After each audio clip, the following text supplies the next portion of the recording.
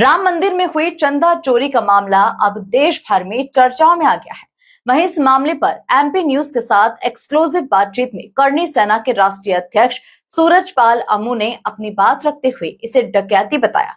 उन्होंने कहा कि डकैती डालने वाले कोई और नहीं बल्कि इस ट्रस्ट के सर्वेसर्वा हैं। साथ ही उन्होंने दिग्विजय सिंह की उज्जैन से लेकर अयोध्या तक निकलने वाली यात्रा को शर्तों के साथ समर्थन देने की बात कही। देखिए खास रिपोर्ट। सालों के संघर्षों के बाद अयोध्या स्थित राम मंदिर का निर्माण हुआ था।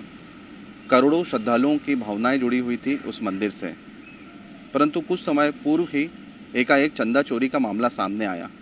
उत्तर प्रदेश सरकार ने सख्त कार्रवाई करते हुए कई लोगों को गिरफ्तारियां भी की है। आज के इस संवेदनशील मुद्दे पर बातचीत करने के लिए हमारे साथ मौजूद हैं करनी सेना के राष्ट्रीय अध्यक्ष सूरजपाल अम्मू जी। भाई साहब, राम मंदिर में चंदा चोरी का मामला सामने आया है, क्या कहना चाहेंगे आप? आप उसको चोरी कहते हैं, मैं डकैती कर रहा हूँ। चोरी तो होती है, लाख 2 लाख रुपए की होगी, 5 लाख 10 लाख की होगी, तो करोड़ों नहीं अरबों की चोरी है, डकैती है।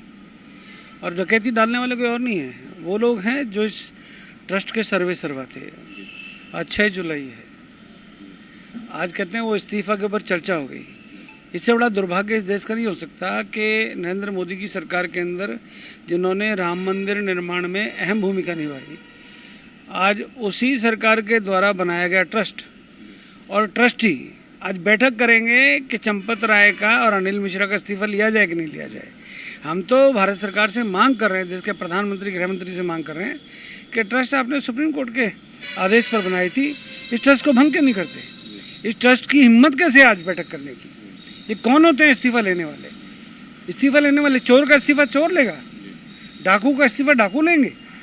ये साजिश के तहत सारा ड्रामा क्रिएट किया जा रहा है, हिंदुओं की आस्था के साथ खिलवाड़।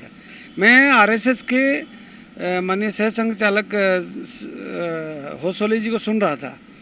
अरे आप संघ के आने वाले संघ चालक हैं होसोले जी, आपको आगे कर दिया। मोहन भागवत जी क्यों नहीं बोलते? पूजा करने तो वो कहते नरेंद्र मोदी के साथ, प्रधानमंत्री जी के साथ तो वो गए थे। आज मंदिर का ठेकेदार कौन बन रहा है? आरएसएस और विश्व हिंदू परिषद। कौन है आप लोग? आप कौन हैं? हम राम के वंशज हैं, हम सूर्यवंशी हैं, हमारे पूर्वजों ने कुर्बानियाँ दी, हम लोगों ने मुगलों से संघर्ष किया, लाखों क्षत्रियों ने और अयोध्या के लोगों ने वहाँ पे कुर्बानियाँ दी, कार सेवकों ने अपने प्राणों का बलिदान दिया, और ये लोग डाका डाल रहे हैं। इनको शर्म नहीं आती? इतनी बेहया ट्रस्ट मैंने कभी जीवन में नहीं देखी। मैं भारतीय जनता पार्टी में 37 वर्ष रहा हूँ, मैंने इन लोगों को देखा, इनकी कार्यशैली देखी है। मैं नरेंद्र भाई मोदी के अंदर आस्था रखता हूँ, मैं उत्तर प्रदेश के मुख्यमंत्री को बहुत ईमानदार मानता हूँ, परंतु आज यही प्रदेश के मुख्यमंत्री और प्रधानमंत्री को कम से कम एक ठोस निर्णय लेना चाहिए। संघ क्या है? संघ में अरे हिंदुओं के ठेकेदार हो क्या? क्षत्रियों से बड़ा इस देश के अंदर कोई आप लोगों का, सनातनियों का रक्षक नहीं रहा। हमने मुगलों से युद्ध किए, हमने लाखों करोड़ों कुर्बानियाँ दी, हमने अपनी रियासतें आपको दी देश की एकता अखंडता के लिए, और आज आप राम मंदिर के डाकुओं को बचा रहे हो। इससे बड़ा दुर्भाग्य क्या होगा? युवराज, ये बहुत ही कारणा हरकत है। इनका डिसीजन ना लेना, इनकी कार्यशैली पर, इनकी ईमानदारी के ऊपर प्रश्न चिन्ह है। किसके ऊपर? प्रदेश सरकार के ऊपर, केंद्र सरकार के ऊपर, खासतौर पर केंद्र सरकार के ऊपर। करनी सेना आर्थिक आधार पर आरक्षण की लगातार मांग करती आ रही है, क्या कहना चाहेंगे आप? मेरे मित्र हैं, छोटे भाई हैं महिपाल सिंह मकराना। 11 तारीख को हम लोग माँ करनी के मंदिर देशनोक से महिपाल सिंह मकराना के नेतृत्व में सूरजपाल सिंह अम्मू और अनेक लोग, ठाकुर पूरन सिंह, अनिल मिश्रा जी, और ये लोग सारे के सारे देशनोक राजस्थान पहुँच रहे हैं। वहाँ पर हम यूजीसी का विरोध कर रहे हैं और आर्थिक आधार पर आरक्षण के अंदर और परसेंटेज बढ़े और जो उसके अंदर त्रुटियां हैं उन पर गहराई से मंथन होकर उसका सरलीकरण हो। इन मुद्दों को लेकर हम 600 किलोमीटर की यात्रा महिपाल सिंह मकराना के नेतृत्व में कर रहे हैं राजस्थान के अंदर। शुरुआत राजस्थान से होगी, फिर उत्तर प्रदेश से होगी, और उसके बाद दिल्ली के लिए हम कूच करने वाले हैं। आज मैं मध्य प्रदेश में हूँ, शाहजहाँपुर जा रहा हूँ, मध्य प्रदेश कार्यकारिणी की मीटिंग है। यहाँ पर आज करनी सैनिकों में जोश है, तो निश्चित तौर पर यहाँ की सरकार ने भी जो करनी सैनिकों के साथ धोखा किया है, जो हरदा आंदोलन के अंदर जिन पुलिस वालों को हमने सिर्फ इतना कहा था कि इनको सस्पेंड करो, उनको यहाँ से इन्होंने लाइन में अटैच कर दिया। राजपूत समाज के वरिष्ठ लोग लगातार सोशल मीडिया के माध्यम से मांग कर रहे हैं कि सभी करनी सेना को एक हो जाना चाहिए ताकि मजबूती से राजपूत समाज को और स्ट्रॉन्ग किया जा सके, क्या कहना चाहेंगे आप? करनी सेना एक समाज की नहीं है, तो सूरजपाल हो, मुँह और मकराना हो, हम सब एक हैं। कुछ एक दो नासमझ लोग हैं जिनकी बुद्धि थोड़ी छोटी है, उनको सोचना चाहिए। जहाँ तक सूरजपाल सिंह अम्मू का सवाल है, मेरे इस संगठन के अंदर बड़ियाँ, ब्राह्मण, दलित सभी जातियाँ, 36 बिरादरियाँ हैं। हम लोग सबको साथ लेके चलने वाले हैं। उत्तर प्रदेश के अंदर 50 सीटों पर चुनाव लड़ने का ऐलान कर चुके हैं। मैं तो एमपी न्यूज़ का धन्यवाद करूँगा। हरदा आंदोलन को लगातार लाइव दिखाया एमपी न्यूज़ ने, और करोड़ों लोगों ने एमपी न्यूज़ को उस समय देखा। तो मैं तो एमपी न्यूज़ को बहुत दिल से आभार प्रकट करना चाहता हूं कि आप हमारी बातों को जन जन तक पहुंचाते हैं। हरदा आंदोलन को लगातार आपने लाइव कवरेज दी। निश्चित तौर पर आप जनता की आवाज़ हैं, और मैं आपसे यहाँ पर कह के जा रहा हूँ, हम लोग इस बार उत्तर प्रदेश से चुनाव में शुरुआत कर रहे हैं, करनी सेना, और फिर उसके बाद मध्य प्रदेश हो, राजस्थान हो, जहाँ भी हो, हम लोग चुनाव में उतरेंगे। क्योंकि अब सत्ता के अंदर आपका हिस्सा हमको मांगना चाहिए पड़ेगा। हमें युवाओं को दिशा देनी पड़ेगी। हम लोग जिनको सोचते थे कि लोग अच्छे हैं, ये हिंदूवादी लोग हैं, ये हिंदुस्तान का नेतृत्व करने लायक हैं, अब मुझे लगता है कि उनको लगता है कि जो ये लोग हैं ये तो पिछड़े हुए हैं, हिंदुओं के नाम पर, हिंदू मुसलमानों के नाम पर हमको लड़ाते रहे। अब जनता जागरूक हो चुकी है, समझ चुकी है। आपको एक राम मंदिर ट्रस्ट दी, आप उसको नहीं संभाल पाए। आप लोगों को हमने ये कहा कि आर्थिक आधार पर आरक्षण दो, वो नहीं दे पाए। आप लोगों ने अति पिछड़ा। अब मैं अखिलेश यादव की बात करूं या यहाँ पर दिग्विजय सिंह जी की बात करूं, दिग्विजय सिंह जी ने यात्रा का आह्वान किया है।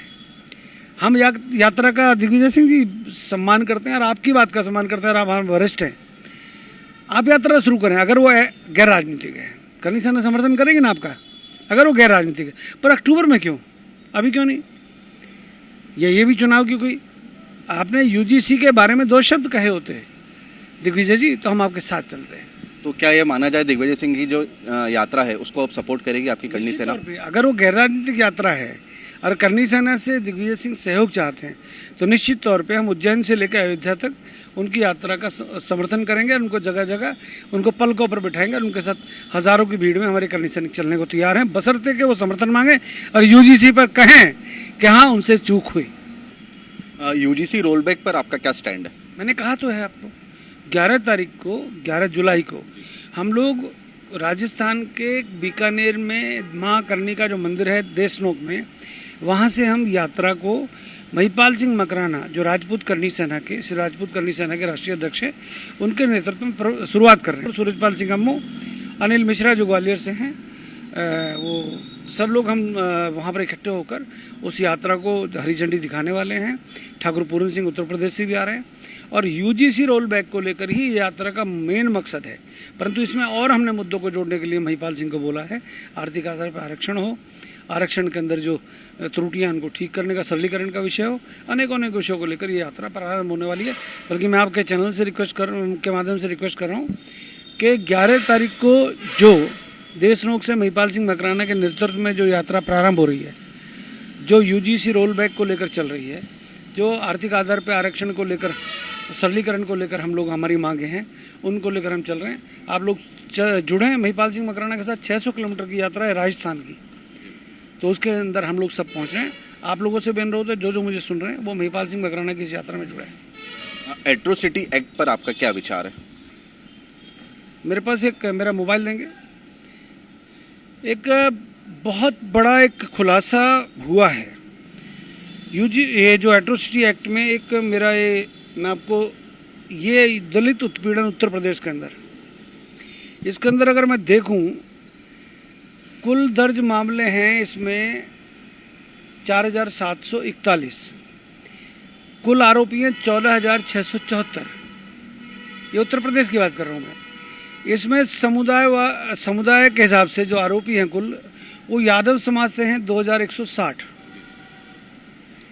जो मुस्लिम समुदाय से हैं वो 1983, और जो क्षत्रिय समाज से हमारे 1698, और ब्राह्मण समाज से 1601। यानी कि जो, अगर मैं जोन वाइज जाऊंगा तो बहुत लंबी वो हो जाएगी। और इसके अंदर 95% फर्जी मुकदमे हैं। यानी कि आप लोगों ने इतने एट्रोसिटी एक्ट का दुरुपयोग, इसको मैं बोल रहा हूँ, और ये मेरा मामला नहीं है, ये उत्तर प्रदेश में जो दलित उत्पीड़न के मामलों पर जो चल रहा है मामला, इसके बारे में आपको इसलिए बता रहा हूँ, दुरुपयोग कर रहे हैं। जो मैंने एक अपना एग्जाम्पल दिया है, ऐसे कम से कम पूरे देश के अंदर हज़ारों ऐसे उदाहरण हैं जहाँ पर फर्जी मुकदमे दर्ज करके इसका दुरुपयोग किया जा रहा है। ईडब्ल्यूएस जो आरक्षण है उसमें ऐसी कौन कौन सी शर्तें हैं जिनका सरलीकरण होना चाहिए? देखिएगा, उन्होंने एक तो जो आय, वार्षिक आय, उसका एक इशू है। एक है घर कितने साइज़ का होना चाहिए, कितने गज का होना चाहिए।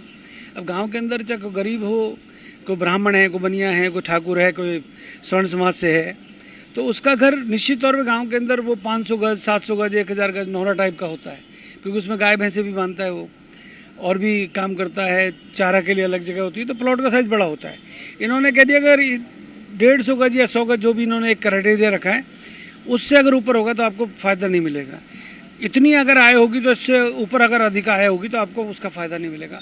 निश्चित तौर पे बहुत सारी इसके अंदर कमियां हैं। हाँ, भारतीय जनता पार्टी की सरकार ने, नरेंद्र भाई मोदी की सरकार ने आर्थिक आधार पर आरक्षण दिया, क्योंकि उस समय मैं भाजपा का मीडिया कोऑर्डिनेटर था, भाजपा का प्रवक्ता था, तो मैंने इसका पुरजोर प्रदेश के प्रधानमंत्री का धन्यवाद किया, गृह मंत्री का धन्यवाद किया कि आपने हमारे ऊपर बहुत बड़ा काम किया।